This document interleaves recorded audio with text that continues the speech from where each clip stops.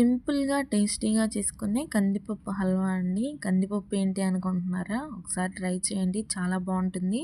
కుక్కర్‌లో ఒక గ్లాసు కందిపప్పు తీసుకొని, ఒక గ్లాస్ వాటర్ పోసుకొని శుభ్రంగా కడుక్కోవాలండి.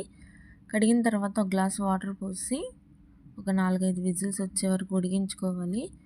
దాన్ని బాగా మెదిపేసుకొని పక్కన పెట్టుకొని, ఇప్పుడు ఒక ప్యాన్‌లో నెయ్యి వేసుకొని, జీడిపప్పు, బాదం పప్పు వేసి వేయించాలండి. అదే ప్యాన్‌లో కొంచెం గోధుమ పిండి, కొంచెం బొంబాయి రవ్వ, సుజీ రవ్వ అండి.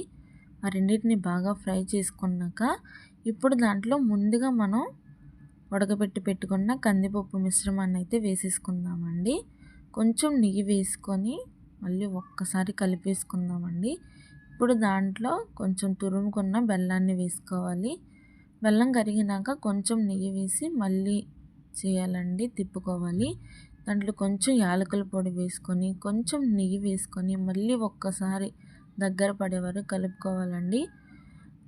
అది ప్యాన్ నుండి సపరేట్ అవుతుంది అనుకున్నప్పుడు మనం ముందుగా ఫ్రై చేసి పెట్టుకున్న డ్రై ఫ్రూట్స్ని చల్లేసుకోవాలి.